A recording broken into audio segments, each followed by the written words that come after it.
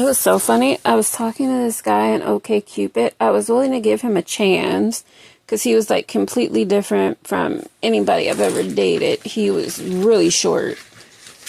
And I've given a few shorter guys a chance that were like 5'10", but this guy, he was even shorter than that. He was like 5'7". And I was like, oh, I've never done that before. And I'm like, I'd be almost taller than you, possibly even taller than you, if we went out at points. Because I'm short, but my shoes always have like a 2 to 3 inch heel. And that's not even dressing up. So if I dressed up and we went somewhere, it's like I would be about your height, or possibly taller. Because sometimes I go for like 5-inch heels sometimes. And I'm borderline 5'4", and with my regular everyday shoes, I'm like 5'7". And if I go with like a 6-inch heel, I'm going to be taller than you. And he's like, that's okay. And he didn't think that, I'm like, I've never done that before. I've never dated a guy that I was taller than or anything. So I was like, oh, we have a lot in common. He's a vegetarian. He says he's a Christian and all this stuff. And it's like, I'm a Christian, but I'm a realistic Christian. I'm not one of those Christians where it's like, oh, everybody's so real, everybody's so great and everything. And I'm a Christian, but I don't really like to go to church because I've had a lot of bad experiences in church because I've gone to a lot of churches in my life. And one thing I've seen continuously where people, they'll have multiple baby daddies and never married in a hoe. And you have like 10 baby daddies, but you're such a Christian, but I'm evil and I'm going to hell and I'm a virgin and I don't do shit. But I'm the bad one. And because I remember people say, oh, you can't be around my kids. And it's like, what did I do where I can't be around your kids? It's like, my parents should be saying, I can't be around you because you have like 10 baby daddies and you're a hoe and you've never been married. And you don't even know some of your kids' baby daddies, and they've never even met their fathers. And it's like, yeah, I don't believe in that. I think you should have get married before you have kids and stuff and all together. And I was telling him that, and I was saying how, like, that stuff goes on, and I'm like, I don't like when I go to church, and then, like, the minister, their only job is being a minister, but they're driving a Bentley, they're driving a Mercedes, a Lexus, all kind of expensive cars, and driving Porsches sometimes. And your only job is a minister, and you work in an impoverished community. Why are you driving these fancy ass cars, and why do you live in a house that's worth well over $2 million? I'm trying to understand. And your only job you've ever had was a minister.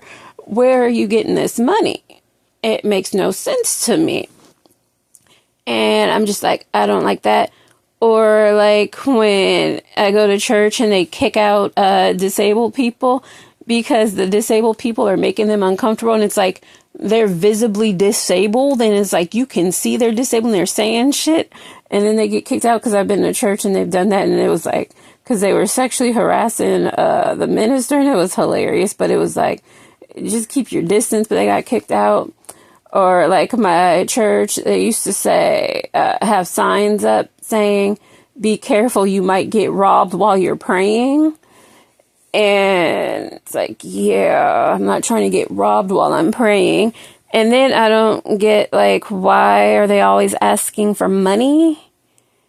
It's like, okay, you have services and you're paying for stuff. It's like, tell me what we're paying for and I'll help pay for it. Or like, they would always try, like I went to one church and they were always trying to get people to get a baby from Haiti that had AIDS to take care of the baby from Haiti with AIDS.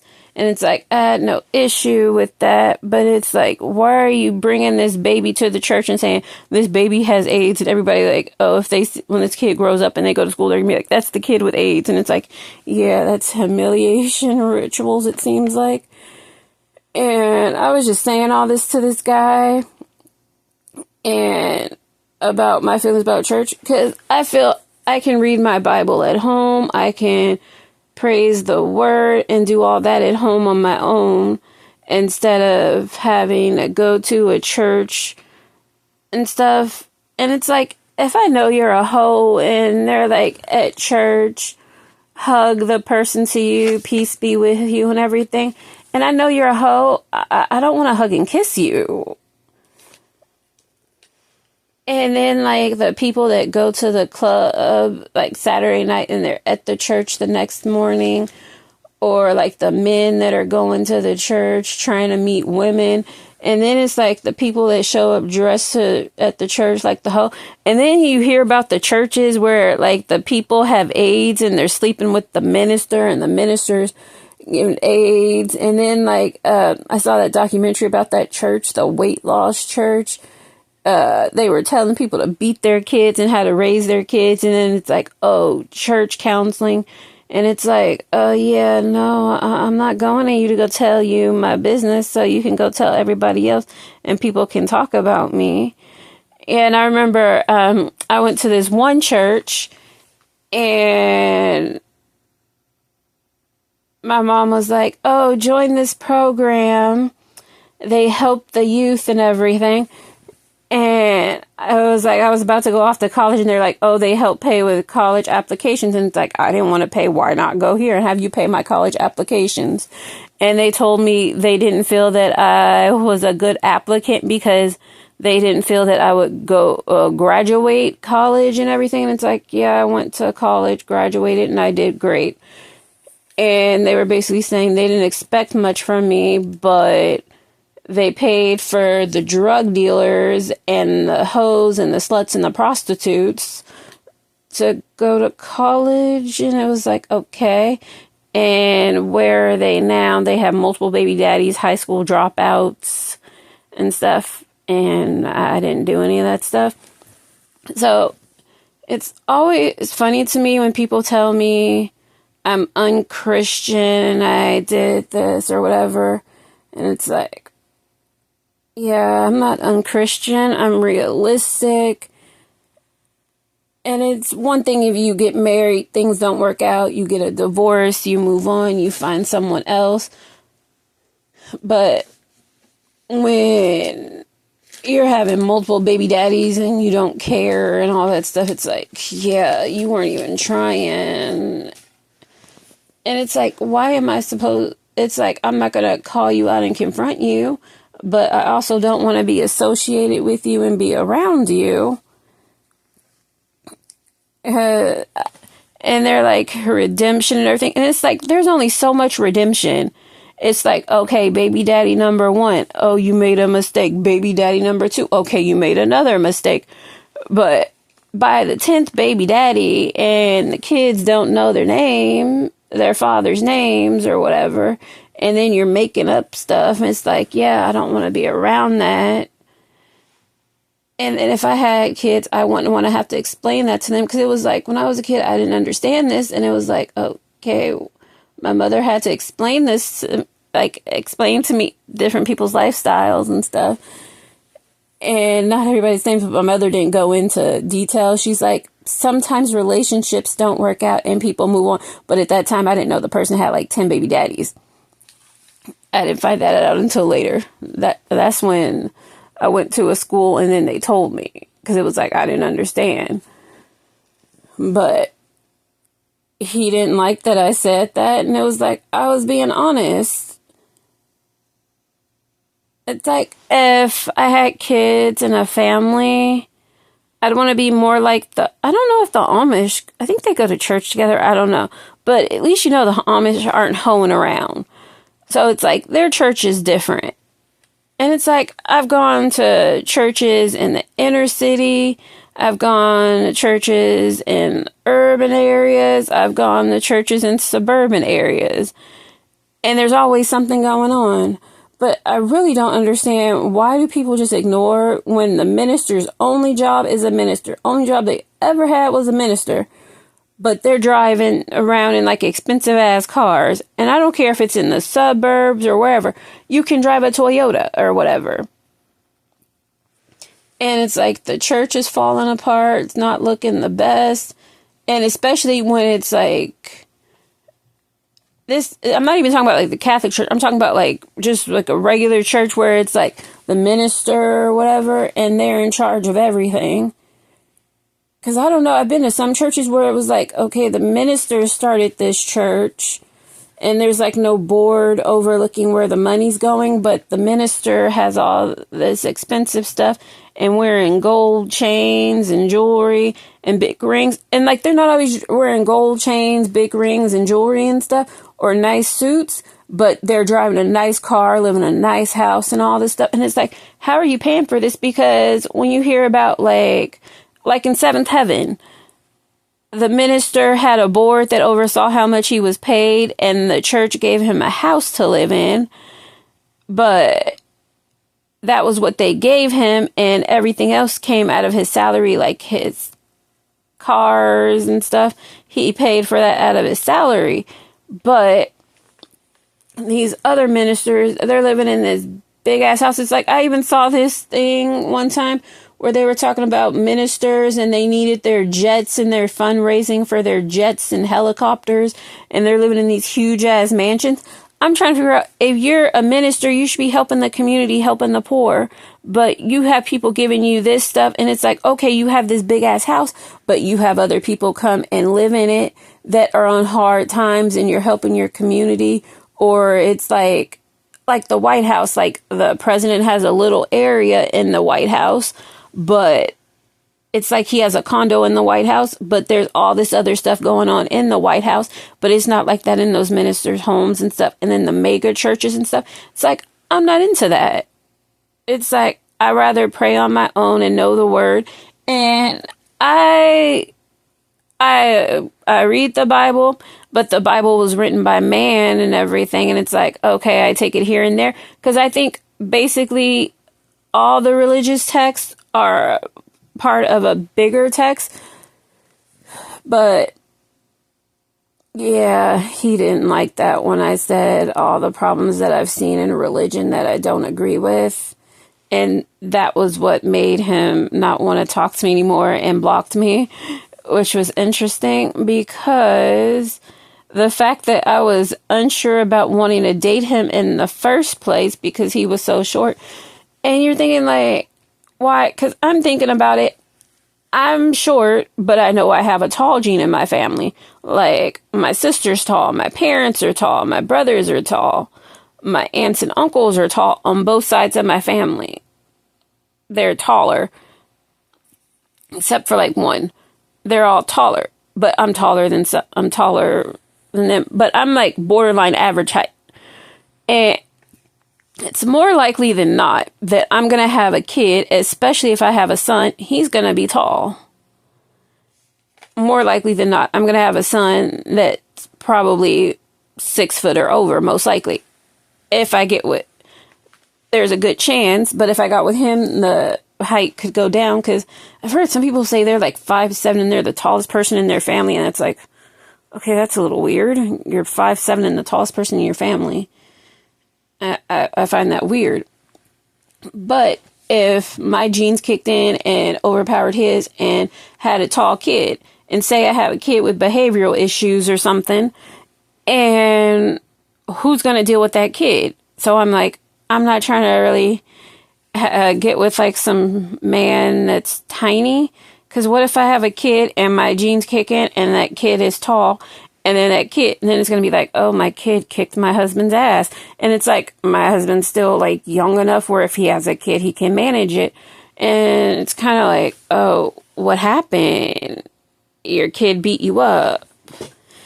It's like one thing, like if he was like 6 foot and then like genes like overpowered like Shaq and then ended up like 7 foot or something, that's one thing. But when a kid's only like 6 foot or whatever, or it could be taller, who knows? And you're getting hit, yeah, and it's kind of like, huh. But also, it was like weird because I don't know, I've never dated a guy that short before, and it's like, I don't want to start, but I was willing to try. But when I was honest about, and like nothing I said was all that crazy, because those are like common things that people say about the church.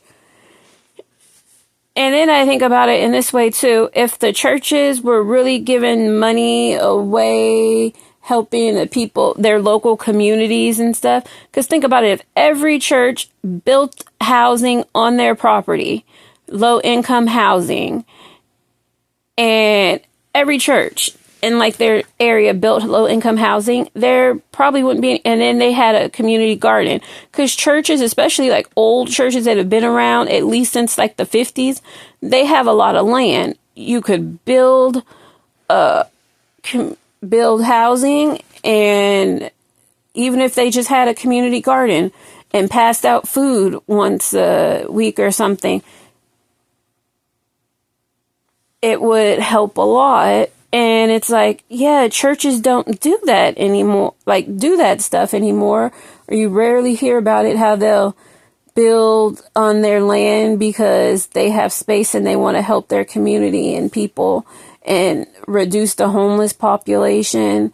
And it's like, you could just grow a garden, not even just growing a garden, which would help save, because it's like, if you don't have, like, say, take a part of your parking lot and build like a above ground garden or something, and just put in some like the planter beds, and grow a garden and stuff. And you could pass that out and have a year-round garden where you can pass out stuff, plant fruit trees, and think about how that would help the hunger crisis until you could get enough money to build a building or sponsorship or whatever. And just think about how much that would help the community. Because like, even with the Catholic Church, hearing about like all this stuff that's going on in the Catholic Church, it's like, if I had a son or even a daughter, I'm not going to let my child go off into the church and go to Sunday school. That might be me. I'll have my kids sit next to me if I'm going to church, because you hear all these things that are happening, and the church is paying out millions. And if the church had all these millions and everything, why haven't they cured world hunger? Because it's like they're trying to redeem themselves from like the Crusades or whatever, when they went to like South America and like pillaged the world and everything and killed off the Native Americans, the Catholics, and the Spanish. And they're doing stuff, but it's like, if they used all that money that they paid out to all those children that they abused in the church, like the altar boys in the church schools, because just like the everyday boys that just went, that were like the neighborhood boys, you hear that they were abused by the Catholic ministers and stuff. But then it's also like, why are the parents like leaving these kids alone with these people unattended for hours at a time and stuff? And it's like not your babysitter. And it's like, when is all this stuff going on? Because it's normally like, if you're with your babysitter, you at least have your siblings or somebody there, or your house where you can put a camera in. But this was back in the old days, so at least you had siblings around. But it was like, what was going on in the Catholic Church where these people were left alone with the children by themselves? Or I don't know, because that sounds like child neglect too. But they're paying out for that. And then like the schools that they had in like the US and Canada that I've heard about, I don't know if they had them in South America, I haven't heard about that yet. And all this abuse to the Native American children and stuff. And it's like, okay, the church needs to redeem themselves, because it was like, it's pretty hard to get redemption after what you did to the Native Americans and ganging up with the Spanish and the Crusades. And I'm pretty sure that's the Crusades or whatever, when they took over and pretty much wiped out Native Americans in most of the world. And it's like, okay. And it's like, oh, I have faith, but faith was used to do all these things. And it's like, I'm not going to have a blind eye to and act like I don't know what's going on and play ignorant.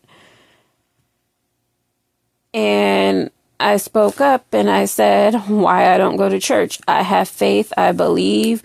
I have crosses, I have Bibles, I've explored different churches, different mosques, different temples, different things I agree with. And I identify as a Christian because I feel like overall they have the same principles and beliefs, and they say things in different ways, and it's all one story and just different parts of a story. So I don't really care what religion the person is that I marry, as long as they have faith. And if I had kids, I'd teach them about as many religions that I can find that I think are okay. Like if I had kids, I'd teach them about Christianity, Islam, Judaism, all kinds of stuff. I have no issue with it, but it was like if he got mad at me for saying just normal stuff that people say about the church, because people who've been out and explored the church and seen different things go on, it's like, why would I deny it? Because if I had kids someday and they went to church and I'd want to explore with them, it's like if I had kids, I'd take them to church and let them explore it. And I'd let them sit home, read the Bible, watch religious cartoons, and all kinds of stuff, and listen to religious music. I love all that stuff. But I'm not going to have a blind eye and say, oh, I don't know this, I haven't seen this. And it's like, okay. Yeah, because I realize I can't be with someone that just wants to ignore stuff. It's like one thing, okay, we're not going to talk about it in public. We can go home and talk about it. Oh, I don't want to talk about it because it's trauma or something. But just ignoring it, because like that was already a red flag for me when I said that. And I didn't even bring up like the Catholic Church and what happened to the boys and the Native Americans and stuff. And I just went for like the simple, more modern day stuff that we know is going on. And if he reacted that way, it's like I couldn't imagine if I did date him and something happened and we got together and we had kids or something, and then he's like, oh, I'm gonna go take the kids to the church, and then like one got left alone, because it was like I went to church by myself and I would just walk over to church because I live near a church. And we'd go hang out there, but it was my friend group, and we were never left alone or anything. We were always together. My friend group and my siblings, we were always together, especially when I was really young. Yeah, because I couldn't imagine, because like if he acted that way when I said that, like stuff that was common knowledge and like you hear people talk about on like YouTube and different stuff, and if I had a kid and he took him to the church and the kid said something happened to him or something, or that he would think it would be okay to just like leave them there by themselves, or if it was like 1, 2, who knows how many kids I'd have or whatever, they're imaginary children, and he just left them and he's like with the minister or something, or the priest or whatever, and he's like, oh, I know them, nothing will happen, then the kid said something happened, and he's like, no, the kid's lying, and it's like, okay. So it was like I should have been a red flag to him from the start, when I'm like, I've never dated someone so short. I don't know, I might be uncomfortable, because it's like it would feel like a lesbian relationship, because it's like my friends that are women they're like my height, so dating a guy, I'm normally looking up. And if I'm looking at eye level, it kind of feels kind of like a lesbian relationship. But because I'm honest about my faith and everything, and it's like kind of funny because I travel around the world and I go visit all different types of churches and stuff. And I think I've even posted some of the churches I've been to on here. So it's like, I'm religious. I love religion. I love churches and religious temples. I've not even just churches, religious temples and all kinds of religious stuff. I like religion, the study of religion and different things, but I'm not going to play ignorant just for some guy to like me. And it's like me and my honesty. Yeah, and that's also part of why I'm single, because I feel like if I was like in the South or somewhere, I would be like the girl that you'd want to marry because I can do all the old fashioned stuff that like a wife can do. I can cook for you. I can clean for you. I can make food from scratch. I can grow the food. I can do all this. I'll even play with animals. Yeah. And I'm educated. I can even make clothes. And I can provide for myself. And I'd cook you a nice warm dinner every night. Or at least meal prep where if I'm not there, there's something that you can warm up and eat. Yeah, because if I lived in the South and I met a husband or something, I'd probably have like 10 kids, probably. But I live in California and I'm fine with everybody and their life choices. But I feel like some people I see on like the dating sites and stuff, they say they're politically liberal and all this stuff. And it's like, I don't care if you have a gay marriage or whatever. We can be friends. I don't care. You didn't like do anything. And it's like, I wouldn't expect you to say something to my child where it would have an effect on them or whatever. But like the trans thing, it's like, I wouldn't want to have that conversation with my kid. It's like when I was a kid, I had a family member like have that conversation with me. And it was like, it wasn't really like a big conversation. It was like, oh, because I had a relative when I was young and they were young. And they're like, oh, I'm always looking for a wife, someone to marry because they were young. And then I would like point out my sister and I, and we'd go like, oh, what about that woman? What about that woman? And then they're like, no, that's a man. And it was like, oh, that's how I learned. Yeah. It was simple, not a big deal. But now you don't say those things. Now you're like, oh, that's a woman. But then it's like, oh, that woman looks different. And it's like, I don't want to have to explain that because now it's like a conversation where it would be something like back in those days. It was like nothing. That's just a man in a dress. Yeah. So because I seem woke, but I'm not woke. And then the men are like, oh, you need to give bisexual men a try. It's like, no, I'm not trying to mess with the bisexual man.